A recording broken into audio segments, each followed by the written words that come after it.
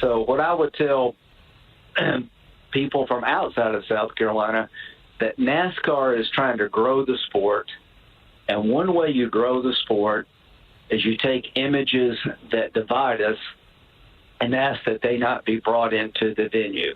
That makes sense to me. I don't think Bubba Wallace has anything to apologize for. I do say this about the drivers. Even though it was a noose created to hold the door open, in the times in which we live, there's a lot of anxiety. So what did you see? You saw the best in NASCAR. When there was a chance that it was a threat against Bubba Wallace, they all rallied to Bubba's side. So I would be looking to celebrate that kind of attitude more than being worried about it being a hoax. That is Senator Lindsey Graham on the radio yesterday, breaking with the president over his NASCAR tweet saying Bubba Wallace has nothing to apologize for. Joining us now is Senator Graham's Democratic opponent for the United States Senate seat in South Carolina, Jaime Harrison. He is a former chairman of the South Carolina Democratic Party. Mr. Harrison, it's great to have you on with us this morning. Obviously, the state you live in, the state you come from, the state where you're running to become senator has grappled with this question of the Confederate flag for a very long time. It finally came down just a few years ago under Governor Nikki Haley. What was your reaction, and what has been your reaction over the last couple of days and weeks to the President of the United States equivocating and coming down on the side of the heritage, as the sort of phrase goes, the old heritage of the South, and saying that NASCAR made a bad business decision by banning Confederate flags from its properties? What's your reaction? Oh, Willie, it's a very different statement from the president's statement when we took down the flag here in South Carolina. I believe he said that it was time for it to go. And listen, I stand with Bubba Wallace. There's just no room for any type of symbol of hate.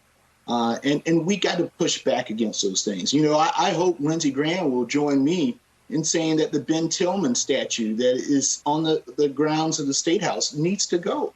I mean, Tillman was the guy who sat in the seat for the United States Senate that Lindsey currently occupies. But this guy was a United States Senator who would go to the floor of the United States Senate and talk about the joy of lynching of Black folks. And he has a statue that still is on the State House grounds today. His name is emblazoned on a hall at Clemson University.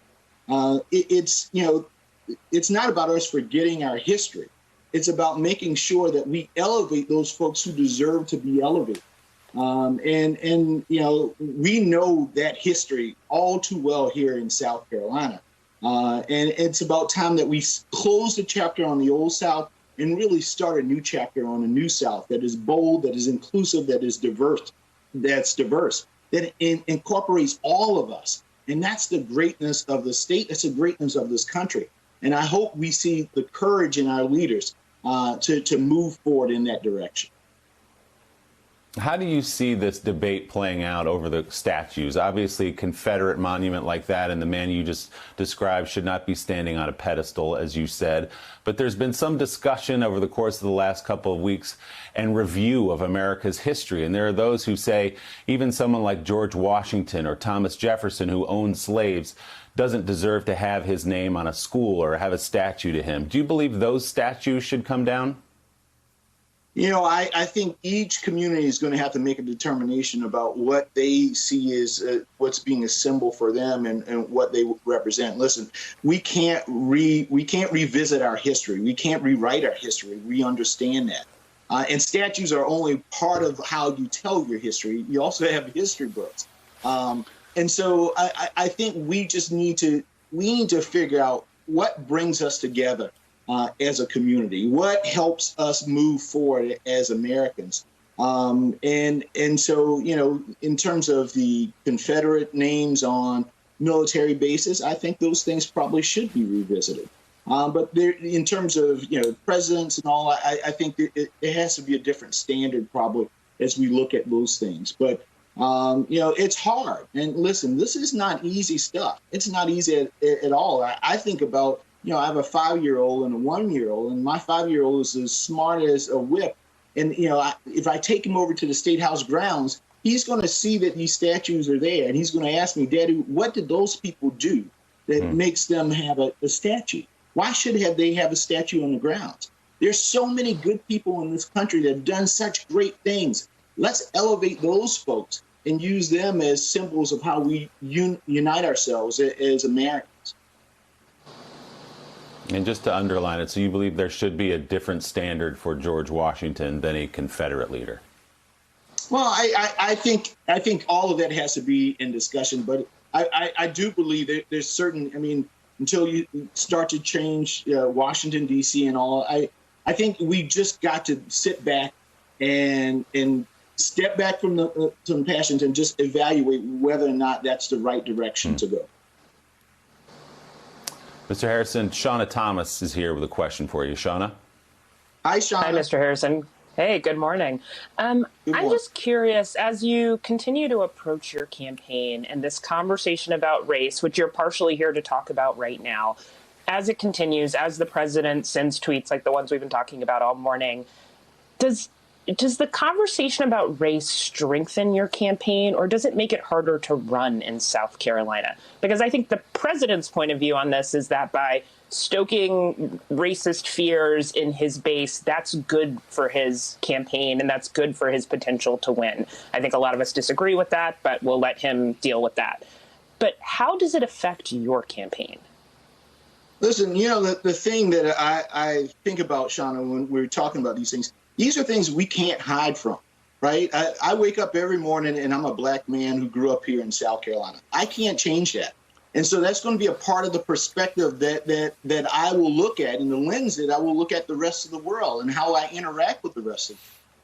These are conversations, and they're difficult conversations, and they're conversations that I wish we would have had in the 60s, because if we did have those really hard conversations and try to find the real truth, we wouldn't be in this place right now. The thing that I understand, and I understand with so much clarity, is that I don't want my two sons, I don't want the sons and daughters of South Carolina in 20 and 30 years from now to be having these same types of conversations, to be talking about a statue of a man who talked about lynchings of black folks, to be talking about being scared to be stopped by the police force that is there to protect and serve our communities. We have to move past this. There's been generational pain that has been passed on from generation to generation of African Americans. I remember the stories of my grandma telling me about the KKK marching through her street and how they were all so scared. Those are not the stories that I want to pass on to my boys, and I don't want them to have to pass those stories on to their kids. We can stop this right now, but we need the moral leadership in order to do that. We need to get rid of folks who are putting their fingers in the wind like Lindsey Graham, and actually have someone who can stand up and bring hope back to all communities in South Carolina, not just a select few.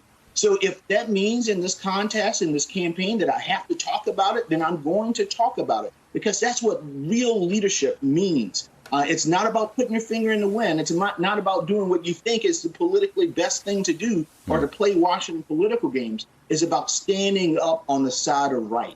And that's what I've said from the day one of this campaign. It's not about Democrats versus Republicans. It's about doing what is right versus what is wrong. Jonathan Lemire of the Associated Press is here, and he's got a question for you. Jonathan? Good morning, Mr. Harrison. You just had a strong fundraising quarter, I believe about $14 million, which certainly indicates some real enthusiasm for your campaign. But you are still running for Senate in a state where President Trump is very popular. And you're running against a senator who, for the most part, the sound clip we played a minute ago aside, for the most part has aligned himself very closely with President Trump and Senator Graham.